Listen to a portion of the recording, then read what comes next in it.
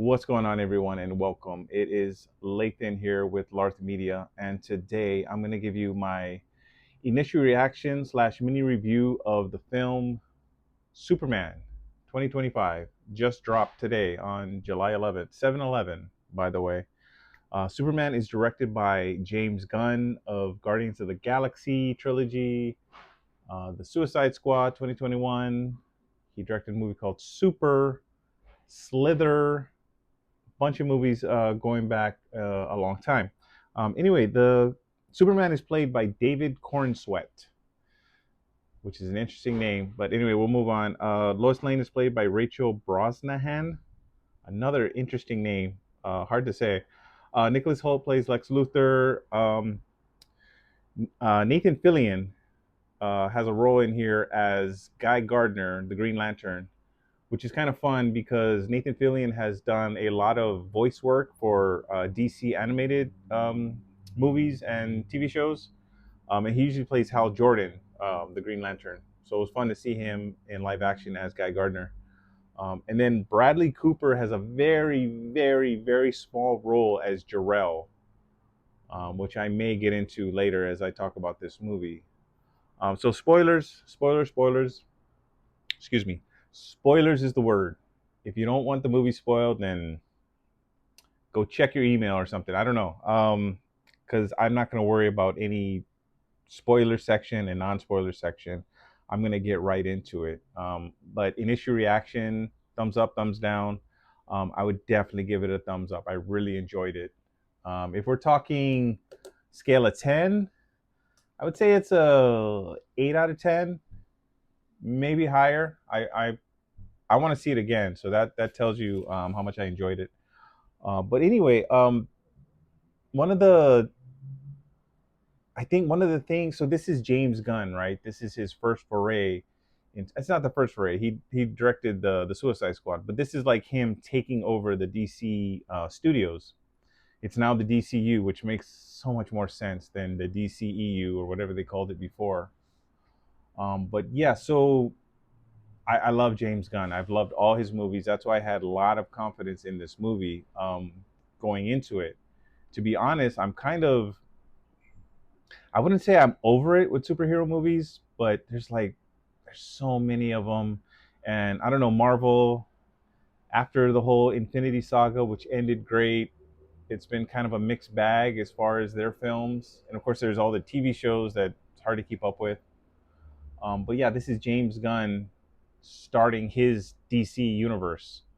And one of the things I was worried about is like I saw the trailer and you see all this stuff. Oh, you see, oh, there's Mr. Terrific. Oh, there's Guy Gardner. And you see like all this, like how are they gonna introduce this into a brand new movie, which I don't know if you'd call this a reboot. It kind of is. It kind of isn't. I don't know, the way things are now with like multiverses and all that kind of stuff, they could like say, oh, this old movie that isn't really canon is now canon in this universe or something like that. But yeah, so what I was worried about is like how do you introduce this world? How do you get all this stuff I see in the trailer in a movie without it feeling like shoehorned in? So the movie starts with, it's not a text crawl like Star Wars, but it's just text. And it was all threes. It said like 3 centuries ago, metahumans came to Earth.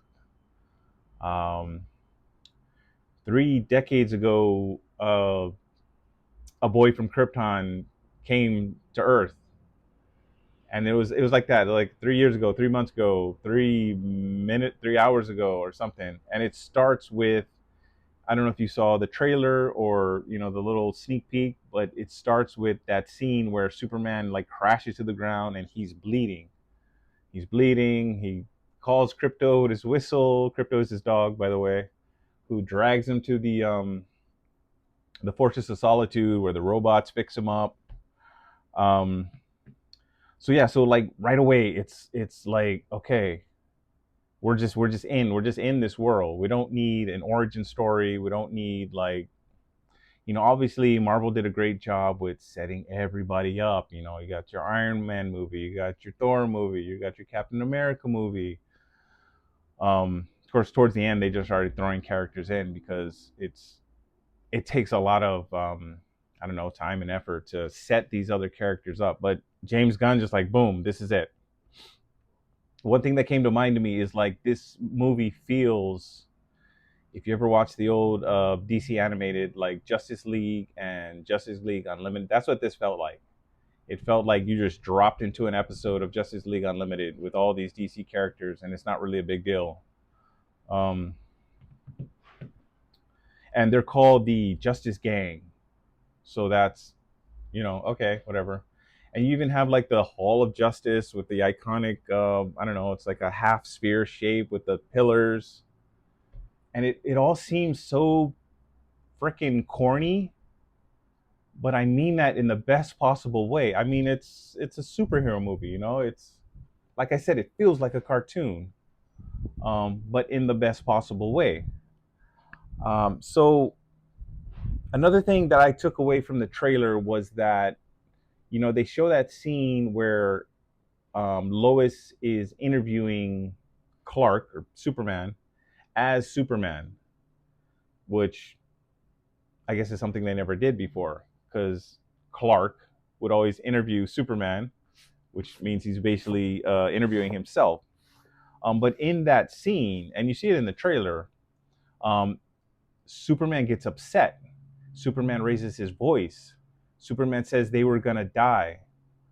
And what I took away from that trailer and going into this movie is that, okay, James Gunn is gonna make Superman feel like a real character, like a real person, like a real human.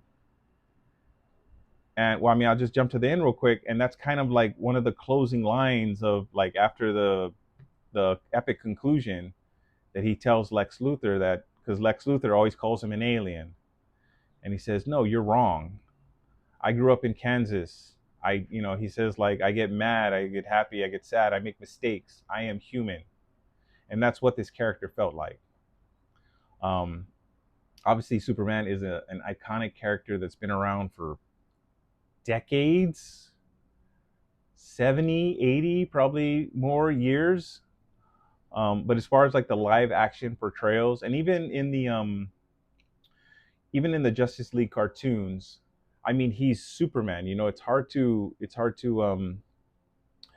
a good character, you want to be able to project yourself into them. And when it's Superman, who's Mr. Invulnerable, I mean, the whole reason why he has kryptonite because we need something to make him weak. But no, this Superman felt like a real person. Felt like a boy that grew up in Kansas, if you will. Um, so the plot, real quick. So Superman, they don't show it, but it starts out with the news telling like, oh, Superman interfered with this international incident between. Oh, I'm not even gonna. It's like generic Russian sounding country and generic like Arabic sounding country. It was like Barovia and bleh. I don't know. And yeah, I think they're definitely taking jabs at Russia with because Barovia turned out to be the aggressor and was being helped by Luthor. So he intervenes in this conflict. There's all this like media attention around him. Hashtag super shit. Lois asks him about like how he feels about how people are talking about him on social media. He says he doesn't care, but it turns out that he does read some of it and it does affect him. Um, so like throughout most of the movie, we are led to believe that Lex Luthor is trying to get rid of Superman, so Superman can't stop. I think it's Barovia. Can't stop Barovia from invading whatever that other country. But it turns out at the end, spoiler, spoiler, spoiler, that Lex Luthor he manufactured that conflict to bring Superman in, so Superman could get in trouble, so the government would basically authorize Lex Luthor to take out Superman. Um, and a big a big a big part of that is that in the beginning, where they show, when Superman is injured and the robots bring him in and they put him in the chair and they like focus sunlight on him and they say like there's this video of his parents, Jor-El, played by Bradley Cooper, which I kind of thought was interesting. Um, it's this video, but the video like stops at a certain point and it starts glitching. Like, oh, they say the video has been damaged or something. And there's, he has like the English translation of like all these great words about how he's meant to come to Earth to save us and yada yada yada. Somehow, one of Lex Luthor's like metahuman goons is able to fix that video file, and like at the end of that video file is them basically saying, yes, come to Earth and conquer them and rule them and take on a bunch of wives so you can pass on your super seed, if you will. um, so when the world sees that, the world just starts freaking out because, oh, Superman is here to conquer us. um, and that's kind of, I don't think that was, I don't want to say that wasn't resolved, but I guess that was like, because at the end of the movie, at the very very end of the movie, they say the same thing, like, oh, he wants to watch this video of his parents, but it's actually his Earth parents from Kansas, which I guess is saying that he's kind of denouncing his Kryptonian origin, especially since, like he said, he grew up in Kansas. He's a human. He cares about the Earth. He didn't come here to conquer us. um so as we were talking about the him and Lois are talking about the, like, the social media. There were a couple like little jabs. I just remembered something that I want to put in here that I forgot to put in here. Pardon me, I'm taking a note. Um,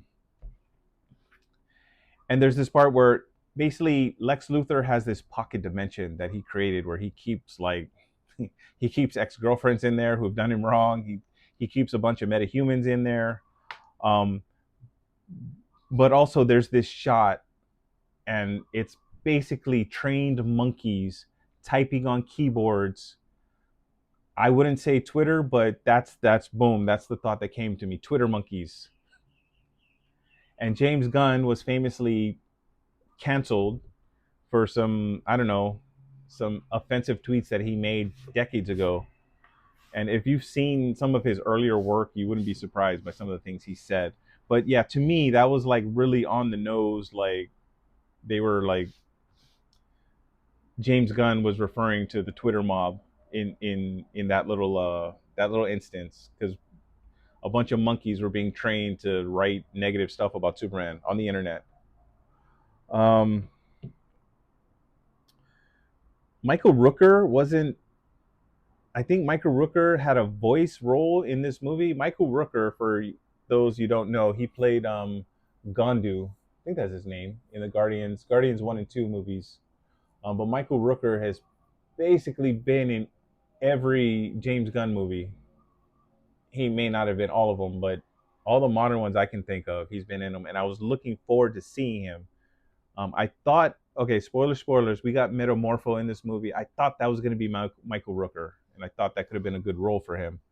But apparently it wasn't. And I looked it up before I watched the movie, but Michael Rooker played the voice of one of the robots, which is, it's kind of meh. Slightly disappointed at that, but whatever. Um, any cons? Like I said, I'm very very positive on this movie. I want to see it again, and I'm speaking as someone who, like I said, is kind of not over superhero movies, but it's been a long time since I've really enjoyed one, and have been looking forward to one. I was looking forward to this one because of James Gunn. I was very interested to see like what he would do with the DC universe. But as far as cons, there's some. I mean, it's the end of the movie. There's like the climax. There's these big like speeches, monologues, and I don't mind those. Like, generally speaking, but some of them, I don't know, the way they were written, or delivered or something. It just seemed kind of, I don't know. Again, I said corny about this movie earlier as a positive.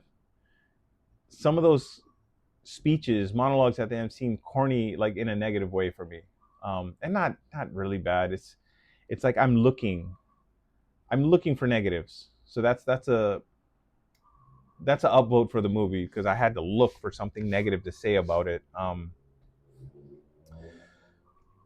Yeah, go watch it. I'd say go watch it. One final little spoiler. Um, oh yeah, I didn't even. Okay, so there's a character that Superman fights at the very beginning. The character who was kicking his ass, pardon my language, um, is named Ultraman. And throughout the whole movie, we don't see his face. Like at the very beginning, he's got this huge like armor on and big helmet. Then you take out the helmet, he's got like a mask on. And I never really thought anything of it, but in hindsight, I should have called it. But again, spoilers. Because Superman fights Ultraman at the end, and it turns out, and I don't know, maybe this is in the comics, maybe this is not a surprise to people who know the source material. But Ultraman is a clone of Superman. He's got a little bit longer hair. He's got like a crooked eye, and apparently he's not as smart. But yeah, it turns out Ultraman. That was the only like twist in the story that I saw. And then yeah, one final spoiler. I guess this will make a lot of fanboys happy, but Supergirl stops by at the very end. Like the movie's over, the dramatic climax is over. Um, Superman's chilling in the Fortress of Solitude. Oh yeah, I didn't mention Crypto, his dog, who you see in the trailer, and who has a role to play throughout the movie, and helps Superman out a lot, but is also like a rambunctious, energetic little puppy. It causes all kind of havoc, which is funny. But it turns out that he was babysitting, dog sitting, Crypto for his cousin, uh, Kara, right? Comic book nerds are going to correct me. I believe it's Kara. Kara Zor-El. Yeah, someone's going to correct me. But anyway, yeah, super. And she just stops by. Basically, that's it.